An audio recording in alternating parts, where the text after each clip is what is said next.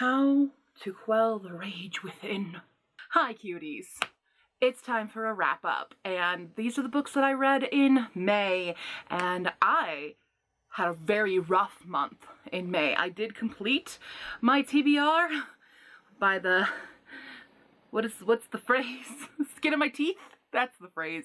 I can't English right now because neither can some of these books. I struggled, and with the actual TBR that I set, you know, the 8 books that we do in the TBR game, a lot of them sucked. And I'm very upset about this. And it has put me in such a rage that I have managed to select over 200 books in my library to unhaul. And that will be a later video probably, if a video at all, or I just get rid of them and clear them from my brain. I don't know. Do you want to see that video of me getting rid of over 200 books? It'll be a long one, but I could do it. From the official TBR, 4. That's half of the official TBR were 2 stars or lower. What the hell? 3 of them were decent, 3 stars, 3.5-ish, and 1, only 1 was over 4 stars. It was a 4.5. I'm so mad. I am so ridiculously mad about this. And I've been on many a rant to all my friends and my sister, and they didn't believe me about the unhaul thing, but I've got them listed. I haven't taken them down yet, but that's because I sprained my ankle the other day, and it was not going to happen with that. Now the ankle's fine. But I did read books outside of the TBR, and of them, I read, let's see, how many books did I read outside of my TBR? 5? 1, 2, 3, 4, 5. Yeah, 5. 3 of them were 5 stars. 2 of them also 2 stars or lower.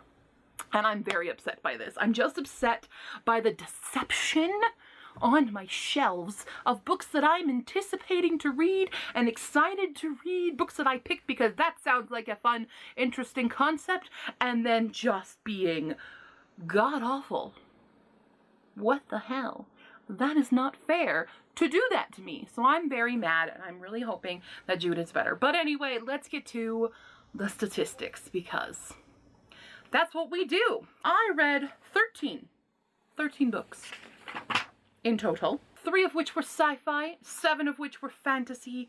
1 of those fantasy was an urban fantasy, and 3 of which were contemporary. I read 5,464 pages and 92 hours of audiobooks. We're gonna go worst to best on this. I'm gonna give you my pile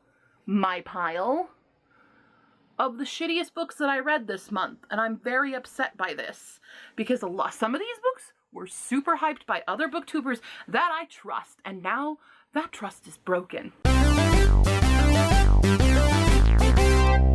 Well, anyway, we're just going to start with the pile in no particular order. We're going to go with Reawakened by Colleen Houck, and I feel really bad about not liking this. And this is kind of, it was written during the heyday of paranormal romance and YA, and so, you know, we had our Twilight fantasies, we had some werewolves, we had some zombies. Now let's fall in love with a mummy, and that's what this is. And the thing about this is, like, okay, I get your concept. Sure, why not have some mummy love? Everybody loves the mummy. I mean, please. Do you want to be a Nux in the Moon? Because I did. I wanted to be like every character in the Mummy movie. Actually, this book triggered such a rage in me that I had to not only throw it across the room, but then go watch The Mummy and make myself feel better about mummy movies. Brendan Fraser makes me feel better, as does Rachel Weisz. Everyone in that cast makes me feel better. Stars a super rich, super beautiful, skinny, watches her carbs, gets perfect straight A's. She's got the colleges all lined up, but she doesn't know what to do with her privileged ass life. Oh my god. And of course she goes to the Met because they have season tickets to the Met, so they get to go anytime she wants. And she's so loved there that she can even go to the closed off Egyptian section where they're, you know, gonna be having all the new displays coming out. But she just needs to think because she can't process like all these choices. Like, oh my god. This character drove me absolutely up the wall. And the whole time, like, Mummy comes back to life. How does he come back to life, though? That's never really explained, because he has to go wake up his brothers, but who woke up him? That's what I want to know. But he comes out and he literally mind controls her into bonding with him and using her life force, you know, sucking her dry, all the while battling his own attraction for her. Because, yeah, the mummy raised from the dead to stop an evil that's going to come every 1,000 years definitely wants to bang a, what is she, 17-year-old? 16? I don't even know. I don't remember. She's just a teenager. Like, yeah, that makes sense. And of course, she, who can't process, like, oh my god, is he a mental patient? Whatever, at least he's hot. That's her entire life in this. Her entire story is spent whining about how useless she feels and how gross everything is, fat shaming, and then just talking about how hot he is. Why won't he kiss her? Why? Oh my god, she wants to kiss a dead guy, but it's fine because he's hot. Kill me. I'm so mad at this. I had such high hopes for this, and I'm just mad. I'm mad. It was just a waste of time. It was so formulaic, for one, which is like, I don't care about that really, because I read some formulaic stuff and I enjoy them. I'm okay with certain things for my trash reads, but this was not a fun trash read. This was just a trash read with terrible characters and poorly developed arcs that didn't develop into anything. Like, this girl does nothing. She does nothing. There's no growth for her at all. It's just, I'm so mad.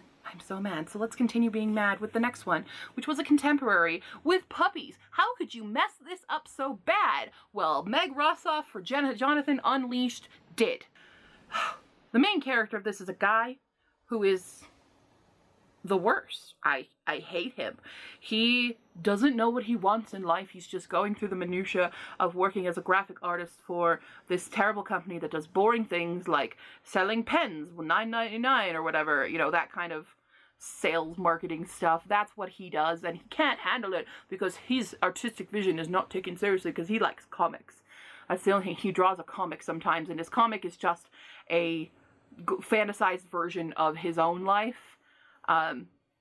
In a really terrible way. And he has this girlfriend that he's had for forever, and they're just used to each other. And she works for some wedding planning thing, and they're awful. They're just awful. They don't make any sense. And the entire time, he's going around envisioning himself with other people and in other people's lives. And he has a really weird sense of humor, and I don't know why the girl is with him, because she says she's just used to him. And then they decide they're going to get married. Well, she decides they're going to get married on a live stream because that's for her business, and they need a real couple to do it. So she ropes him into this, and he says, okay, let's do it, thinking that marriage will kick off something in his life, because he's dead inside. But all the while, he's taking care of his brother's dogs, which he projects his own insecurities on these dogs by saying that they're, oh, are they depressed living in the city? Are they this? And he constantly takes them to this vet who's like, they're fine. It's a really poorly done allegory for himself and for mental health and stuff. And the entire time he's engaged, mind you, he keeps having not only sexual fantasies, but romantic fantasies with other people. In particular, a barista who is a French barista who is married, and he says that he loves her, and they're gonna have these 3 beautiful babies together, and she jokes and is like, oh, that's really funny, honey, but I'm married. And he does not drop it. He is such a creeper. Like, if this happened in real life, disgusting. That guy would get a restraining order, and he does not let this go at all through the entire book. And he projects this on the vet as well. He does the same thing with her, makes her super uncomfortable. He does it with the receptionist, who is a guy, but everyone's always so confused about their gender, and it's like, let them be whatever. And then, you know, he confirms that I'm a guy. And I'm just like, that, you know, you didn't have to do that part, but it's just, it's disgusting, his behavior towards other people. And then he has like some kind of mental breakdown where he speaks in gibberish. He speaks in random nouns, basically. And it's cured finally when he finally realizes at the wedding, because the girl is cheating on him, of course she is, how horrible it is, and it fixes his grammar entirely. La la la la la.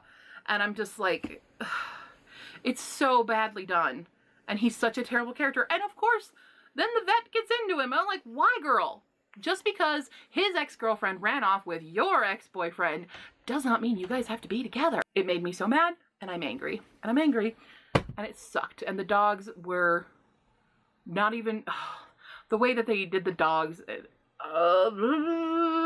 I'm just mad. I'm so mad. I am shaking with rage over this book. Let's continue shaking with rage to We Are the Wildcats by Siobhan Vivian.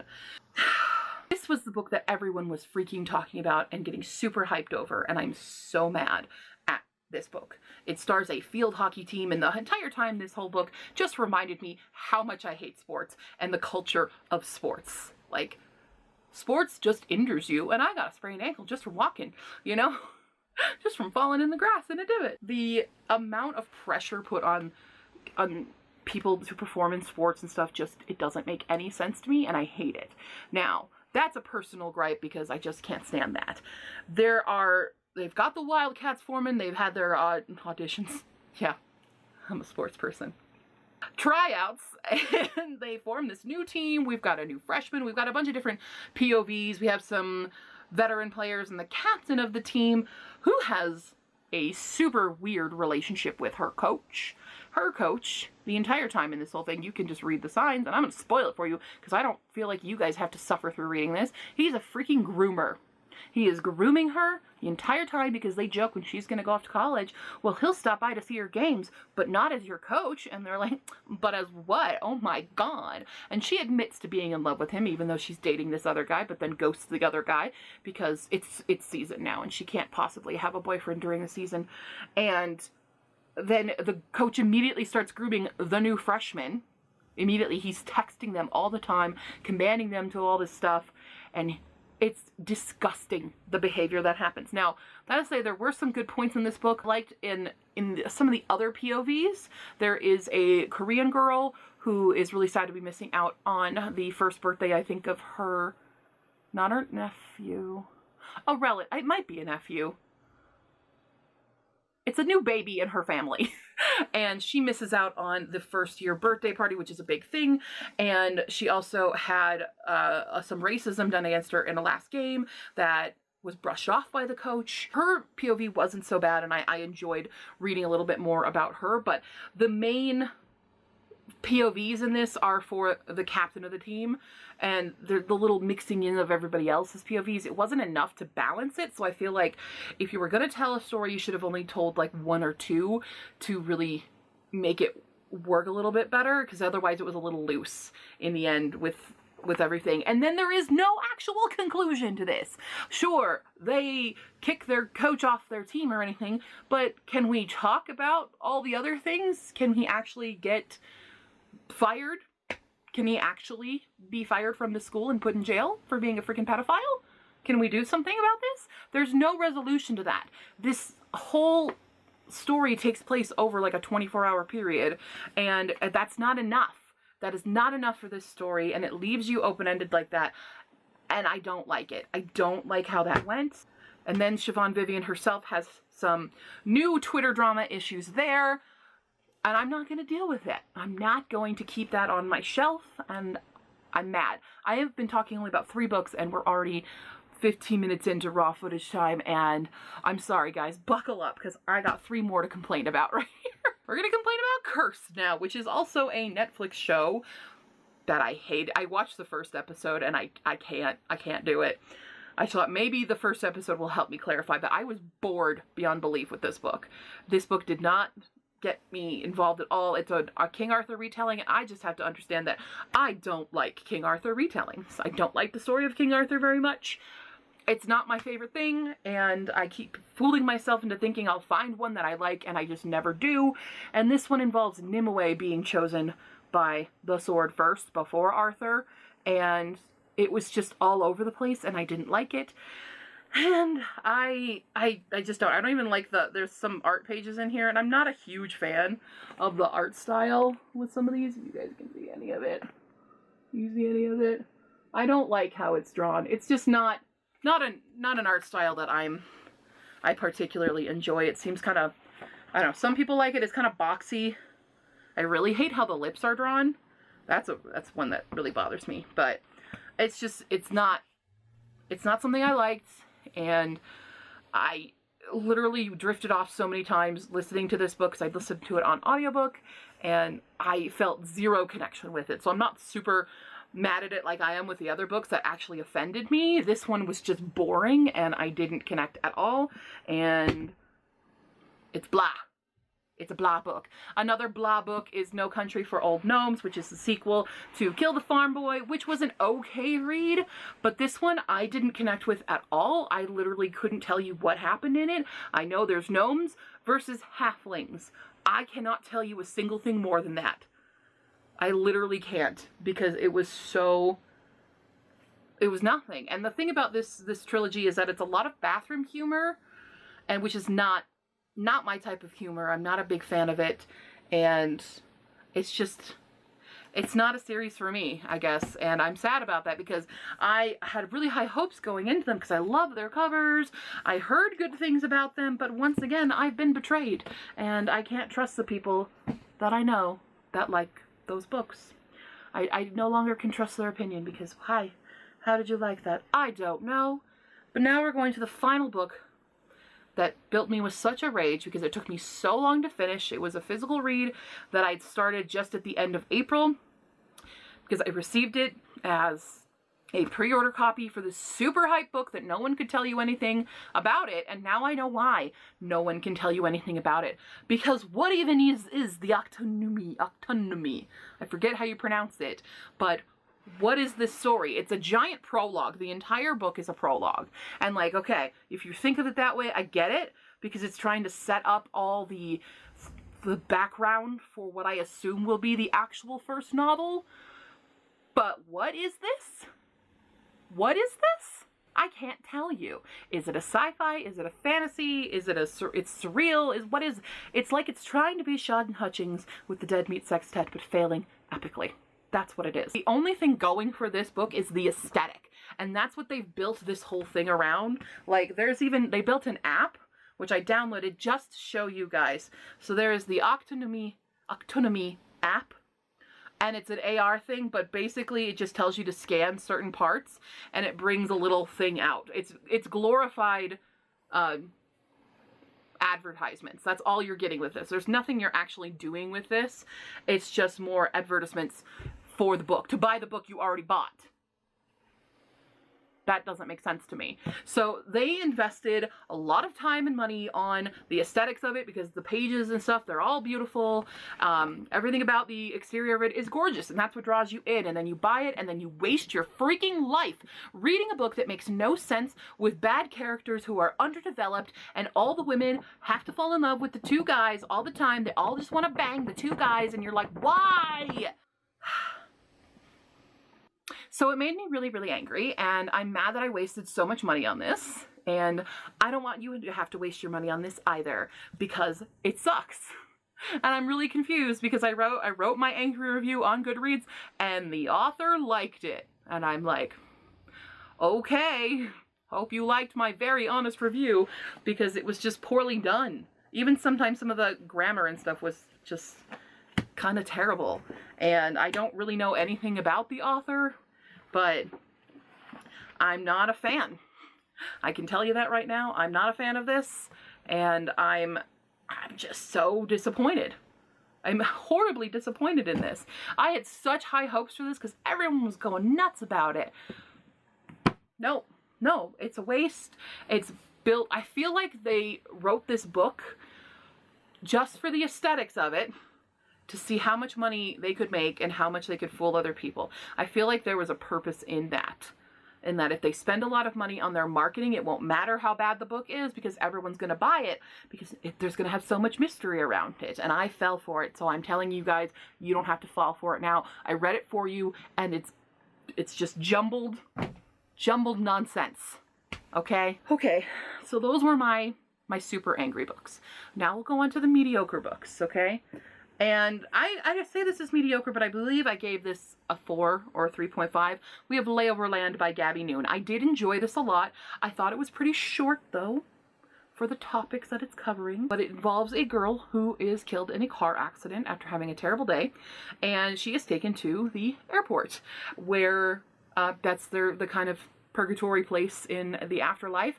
But because she was so very close to going to hell, because she was kind of a shit person, kind of think Eleanor in A Good Place, kind of think The Good Place with this. She was such a shit person, she almost went to hell. So in order to make up for the things that she did in the past, she now becomes this, I forget what it's called, it's a memory person thing, but she basically helps other people who can't move on dive into their memories and discover the thing that's preventing them from moving on. Okay, it's a pretty interesting concept. I liked that. She goes under the wing of this other girl who was a former beauty pageant, who's also still kind of not great person, kind of catty, but you don't hate her too much because she's at the end of her souls that she's, you know, helping out. And the thing about this is that there is a boy, of course there's a boy, who tries to get ahead of the line by talking to her, and she decides to pay him back. She steals his passport and discovers that he died at the same place and time that she did, because he was the other driver. And so she's determined to make his afterlife a living hell, and then gets assigned to be his memory person. They start learning more about each other. He doesn't know, obviously, but she starts learning more about him, and it gets a little more complicated than she thinks. And it was a cute way to go about this, but also it touches on very deep topics like death and moving on and our choices in life. So I do like this. I just think it was a little too short for what I wanted it to be, but I think it's a debut novel, so for a debut, this is really, really good. So I think some people will really like this. I definitely enjoyed it. It just wasn't mind-blowing amazing. Next up, we've got a graphic novel, and that is another one that all of BookTube loves, and I get why they love it. I am not a huge fan. It wasn't anything terrible, except for a couple plot lines I didn't care about, but that's Saga. And Saga by Brian K. Vaughn and Fiona Staples. And this is a epic sci-fi space opera kind of thing where there is a couple who has a baby, but they are rival races in a war, and so they're trying to flee and get out of the line of fire, and they're going on a big space journey, but there is a bounty hunter after them. There's also these weird people with TVs for heads. It's very strange. It's very sci-fi. The problem I have with this, and this is a personal thing, is that it is very graphic. It's very a lot of sex and nudity, and I'm not a huge fan of that. But I can see why other people like it. The art style is really good. I did enjoy it. I thought it was very nice. I'm not going to show you everything because I don't know what page I'm going to accidentally flip to. I do like the Ghost Girl. The Ghost Girl is my favorite character probably. But then there's this other character. So there is an ex-fiance and the bounty hunter end up around each other with this other little girl who was being used as a sex slave. So trigger warnings abound with this one.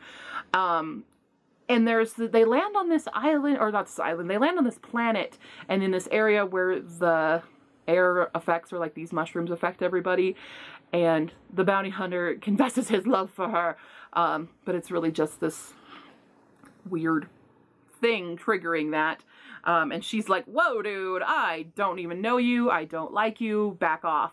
And then like a chapter later, he's hurt and she goes to find her ex-fiance who can heal him, and she's like, you need to save the man I love. And I was like, what? Whiplash. That turned around really quickly. So I didn't like that in the story arc part of it, in that plot line. I thought that was way too fast. Granted, it's a graphic novel, so my sister, who is more of an expert in graphic novels and things, considering she writes them, things happen a lot faster in pacing with graphic novels than they do in actual novels. So to each their own. I'm just not a huge fan of it. I get why other people like it, but it's not for my ace heart. The last, mediocre, decent read is The Glittering Court by Richelle Mead. Thank God. I was so worried going into this that I would have another 2-star book or something, but it's not bad because this is the kind of trash I like, okay? So if you're trash like me and enjoyed the selection many a year ago, you'll probably like this. It's not groundbreaking, amazing. It's a fun time.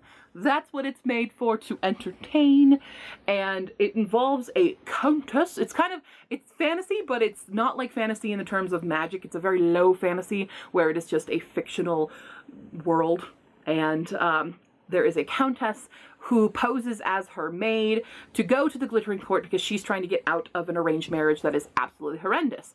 And she pretends to be the maid, and the guy who recruited the said maid knows that this is the countess, and so they have to continue up the charade that she really is this maid, and she gets to go train to be a beautiful, you know, fancy lady, and then they're shipped off to this kind of like the new world where these rich, wealthy guys who are making the new settlements in this land, very much like she lived in the UK and she shipped off to America kind of thing.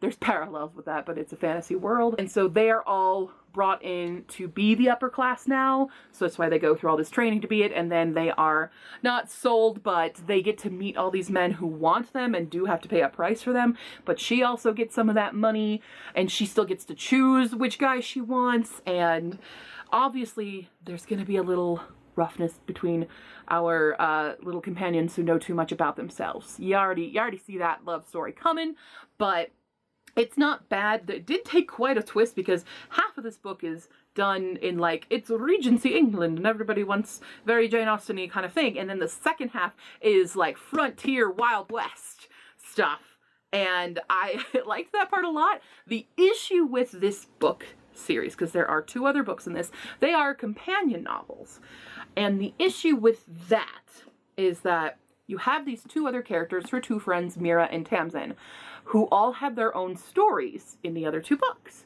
but because of that, they have their own secrets, and like Mira disappears a lot, Tamsin's gone for a really long time, and at the end climax of this story, they show up as kind of a deus ex machina. I don't know how, that's how you actually say it, deus. Is it deus ex machina or deus ex machina? I think it's deus, because it's Latin. Anyway, that, and because Mira just shows up with a crossbow, and you're like, what? Out of nowhere. And Tamsin shows up with the native people, and you're like, what? When did this happen? So it's assumed that it'll be explained in the other 2 books because they are companions, but because it's only in this book, it doesn't make any sense. And if this was a standalone or series or something where it's like continuation, it would not work. So if you're not into that, you might not like it, but I still really enjoyed the base story of this, and I do want to continue on to read Midnight Jewel and Emerald Sea. So we'll see about those. I don't know when I'm going to get to them, but I did enjoy it. There you go. It's not as bad as some books, I'll tell you that. Now we get to gush. Sorry, this video is going to be very long because I spent so long being angry. But you know, I spend a lot of my life being angry. We're going with Aurora Rising by Amie Kaufman and Jay Kristoff. Now, Jay Kristoff is currently on the blacklist of authors right now. Amie Kaufman is yet, but I'm still reading the conjoined stuff that they're doing because I really do enjoy it. I really still enjoy Illuminae, but knowing what I know and getting some sneak peeks at Jay Kristoff's personal work, his solo work, I'm not going to be reading that stuff. I do want to continue the Aurora Rising trilogy, and we'll see what happens with that. But anyway, let's just talk about the book. So this is another book that is a lot of epistolary stuff. Not as much as Illuminae does, but it has a bunch of other things I can't find them. So there's like some log entries and things like that. I read this as an audiobook, by the way, and I thoroughly enjoyed it. It's a really good sci-fi. We have a lot of different interesting characters, and I love Finn. He's great.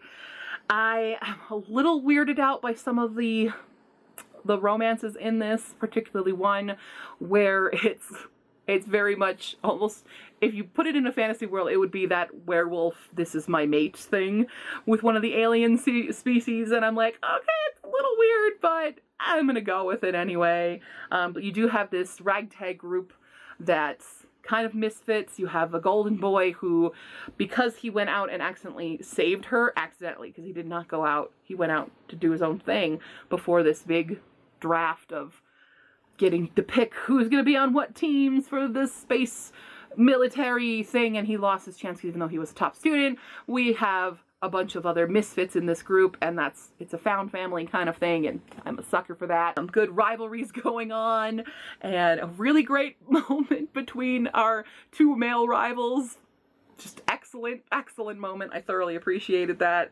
But there's a lot of mystery going on. I can't really explain a lot without giving too much away, and I do recommend reading this one because it was a really, really fun time, and I thoroughly enjoyed this one. I'm just noticing that there is like yellowing on my pages already on this. Oh, it's because it sits near the window. I'm gonna need a new spot for some of my books, but anyway, Aurora Rising, fantastic. I thoroughly, thoroughly enjoyed this. I need to get Aurora Burning, which has my boy Cal on it. He's not really my boy though. Not yet. We'll see.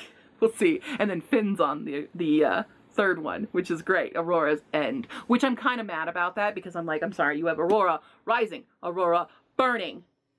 Why is the next one does not end in an ing? Why not Aurora Ending or something else? Why is it Aurora's End? I don't like that. I like patterns, and that doesn't fit a pattern, Amie, Kaufman, J. Kristoff. What the hell? We've got Warcross by Marie Lu.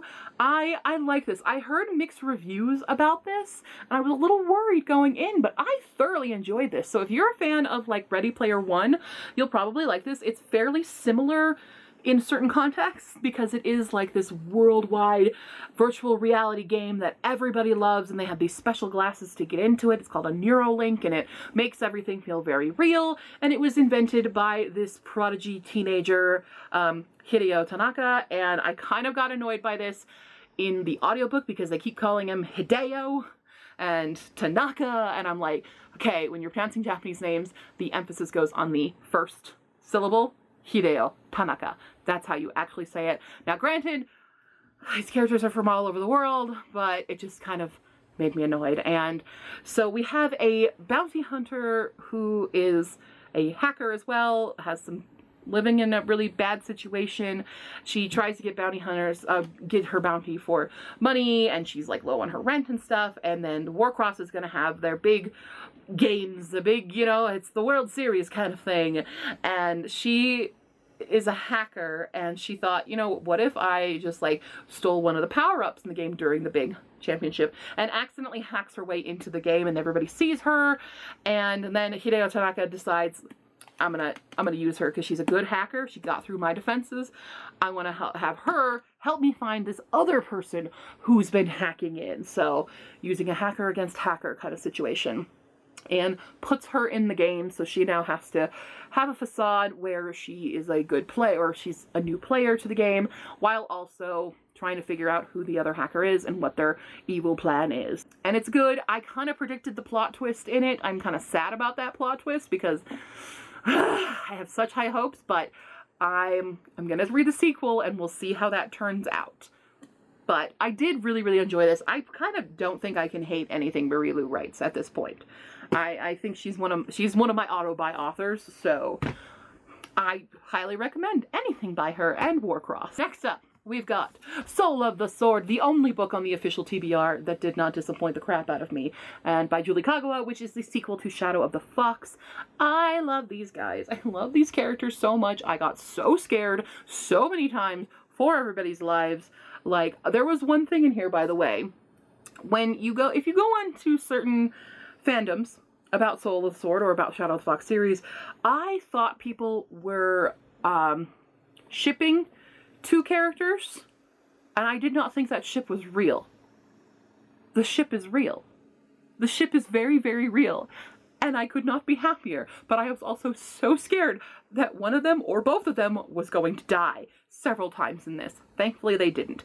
Now, I took away a half star because there is one character death in this that felt out of place and didn't feel like it had the dramatic oomph that a traumatic death of a character should have. So that's my only real complaint about this. Otherwise, I loved everything about it. I'm super nervous going into Night of the Dragon. That's the third book, and I don't know how I'm going to handle this, but oh dear God, I hope things go well. But I thoroughly enjoy this. If you like Japanese culture, it is a Japanese fantasy world, so we have a lot of Japanese stuff, but it's not Japan, but it's pretty obvious it's Japan. And I really, really enjoy this series so much. So definitely check out this one. Again, Julie Kagawa has yet to disappoint me. Granted, Iron Face series is kind of a trash series, but it's a fun trash series. And this is really, really fun, epic fantasy adventure series. So. And the final book that I read for May that didn't disappoint me is The Dragon Republic by R.F. Kuang, which is the sequel to The Poppy War, and holy crap, this is a 24-hour audiobook, so buckle up, babies. It is intense. It is so intense. There are so many twists and turns and rises and falls, and there's so much going on. So this is a very heavy historical fantasy fiction, and it's intense. Like I said with the Poppy War, trigger warnings abound. There are a lot of things that happen in this that can be very triggering, but it's so well written and researched and developed. I'm just in love with this series. And normally I can't believe I am so into so many heavy historicals. Like with this one, you've got Daevabad trilogy that is a heavy historical. Priory of the Orange Tree is kind of a heavy high fantasy, very heavy topics and things like that. Diviners kind of is that way as well. I'm amazed at myself for falling so deeply in love with heavy historical fantasy kind of things, because I don't like things like Game of Thrones. I hate. But this does this stuff in such a beautiful way that's, it's not heavily sexualized. I think that's what it's doing this to me. And I think that also reigns true with the other books as well. And that's why I don't like Game of Thrones, because it's so heavy sexualized and gorified. Like, this is gory, but it's realistic gory. And I love the series. I don't want to tell you guys so much about the plot if you haven't read Poppy War, because so much happens with the characters from the Poppy War, and so many dramatic turn of events with their friendships and relationships and the war. And we have these other outsiders who are very much a parallel of Westerners coming in and ruining a lot for Asia, and I mean in any country really, but it's so well done. Like, I don't even know how much more I can try to convince you guys to read this without just like throwing it at you and tying you down so that you can read it, because you need to read it. I hope that endorses this enough. That's it. Those are the books that I read in May. It made me so angry. I'm gonna unhaul over 200 books, but now I feel better because we talked about the good ones last. And we're fine.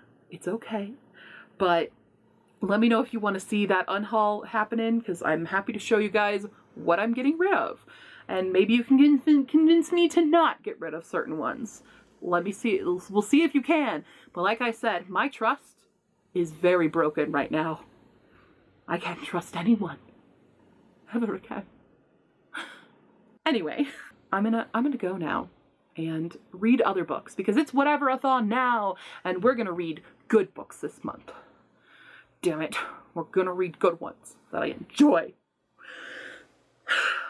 Okay, what did you guys read in the month of May? Put it down below in the comments, and check me out on Facebook, Tumblr, Twitter, and go to my Ko-fi page and all that jazz, and I'll see you next time, cuties. Bye!